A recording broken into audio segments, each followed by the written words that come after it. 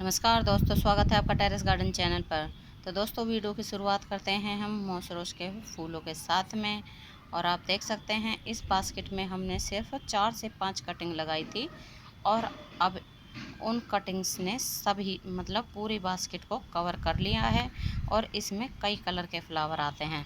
तो दोस्तों, अब आते हैं हम अपने टॉपिक पर। तो दोस्तों, आज हम बातें करेंगे कि हम छोटे छोटे से सुंदर सुंदर सेरेमिक पॉट्स में हम किस तरह के प्लांट लगा सकते हैं और वो प्लांट लगे हुए बहुत खूबसूरत लगते हैं। तो आप देख सकते हैं ये हमारे छोटे छोटे से बुद्धा प्लांटर है और ये 2 बुद्धा प्लांटर है, बहुत ही सुंदर है, छोटे छोटे।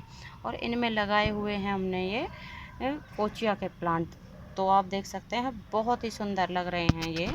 और इन्होंने गमले को भी पूरा कवर कर लिया है और लगे हुए बहुत सुंदर लगते हैं।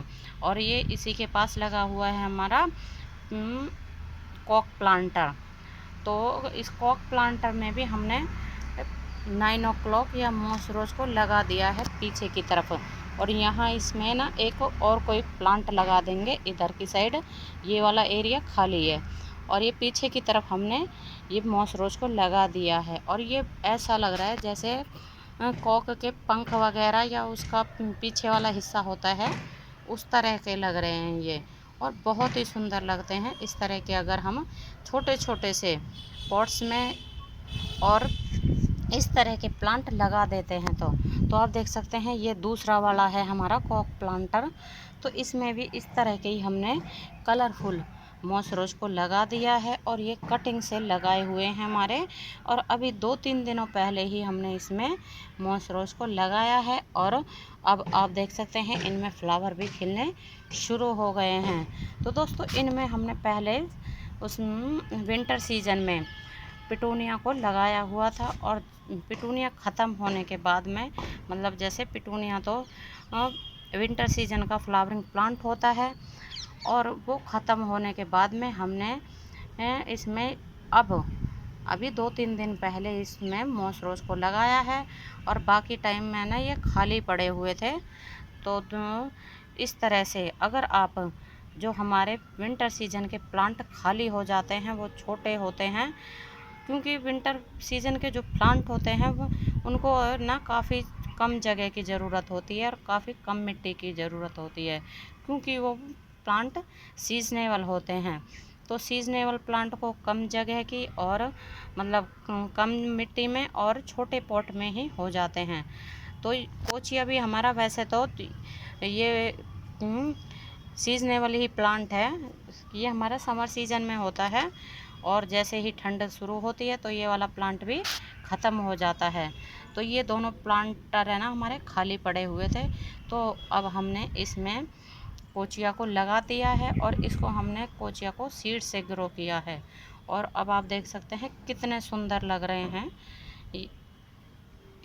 ये कोचिया के प्लांट बुद्धा प्लांटर में लगे हुए, बहुत ही ज़्यादा सुंदर। तो ऐसा लग रहा है जैसे बुद्धा प्लांटर में ऊपर की तरफ से कोई फाउंटेन या फुहारा निकल रहा हो पानी का। और दोस्तों, इस तरह से अगर आपके पास भी छोटे छोटे से सेरेमिक के प्लांटर पड़े हुए होते हैं, उनमें हम छोटे छोटे से प्लांट लगा सकते हैं, जिस तरह की हमने लगाए हुए हैं ये बुद्धा प्लांटर में। और ये बहुत ही कम प्राइस में आ जाते हैं। तो हमें ना ये 4 प्लांटर लेके आए थे, बुद्धा प्लांटर 25 रुपीज़ का एक, कि 100 रुपीज़ के 4। और ये हमें बहुत ही सस्ते मिल गए थे, क्योंकि ये ना हम जो रोड के ऊपर सेरेमिक का सामान लेके बैठे रहते हैं, पॉट वगैरह या फिर और भी कुछ डेकोरेटिव आइटम, तो उनसे लेके आए थे। तो ये हमें 100 रुपये के 4 दिए थे।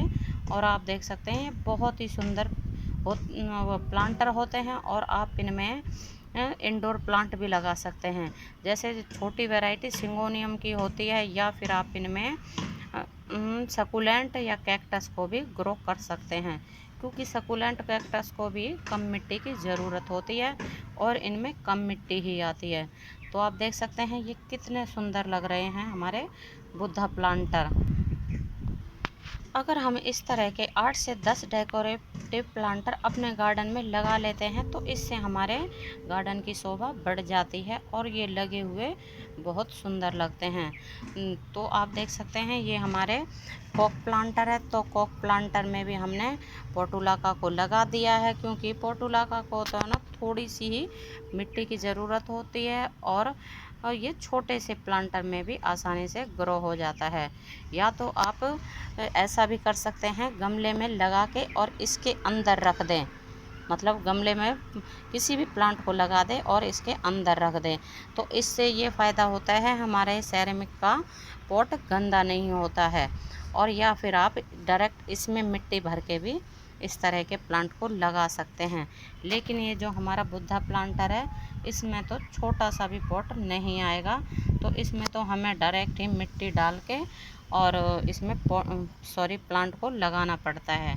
लेकिन इस तरह से जब हम लगाते हैं बुद्धा प्लांटर में या किसी भी डेकोरेटिव प्लांटर में, इस तरह के प्लांट को लगाते हैं तो वो बहुत ही सुंदर लगते हैं। तो इनको आप इंडोर भी रख सकते हैं और आउटडोर भी रख सकते हैं। तो इंडोर भी ये बहुत ही बढ़िया चल जाते हैं और आउटडोर में भी ये अच्छे चलते हैं, क्योंकि है ना इनमें से ना तो मिट्टी झड़ती है, और जो हमारे मिट्टी के प्लांटर होते हैं तो उनमें से मिट्टी झड़ती है और जो सीमेंट के प्लांटर होते हैं तो सीमेंट के में से कुछ दिनों के बाद ही उसमें से है ना सीमेंट और बजरी निकलने लग जाती है और जल्द ही वो 2-2.5 साल में ही वो प्लांटर है ना ख़राब हो जाते हैं, मतलब गमले ख़राब हो जाते हैं। लेकिन इस तरह के सेरेमिक के प्लांटर जब हम लाते हैं तो उनमें से ना तो मिट्टी झड़ती है, ना किसी तरह की बजरी, ना सीमेंट, नहीं झड़ता है कुछ भी, और ये बहुत ही साफ़ सुथरे लगते हैं। तो दोस्तों जिस तरह की हमारे ये प्लांटर मिट्टी में भी हो जाते हैं, बस इसको आप सूखे कपड़े से साफ़ कर दें, फिर ये एकदम बिल्कुल साफ़ सुथरे हो जाते हैं। तो दोस्तों आपको हमारे प्लांटर और इनमें लगे हुए प्लांट कैसे लगे, तो आप हमें कमेंट करके बता सकते हैं। अगर आपको हमारे प्लांट छोटे छोटे से क्यूट से प्लांटर और इनमें लगे हुए प्लांट अच्छे लगे हो तो आप हमारे चैनल को सब्सक्राइब कर सकते हैं, वीडियो को लाइक कर सकते हैं और अपने दोस्तों और रिश्तेदारों को शेयर भी कर सकते हैं। तो आज के लिए बस इतना ही, फिर मिलते हैं किसी और नई जानकारी के साथ किसी और वीडियो में। नमस्ते जी, धन्यवाद।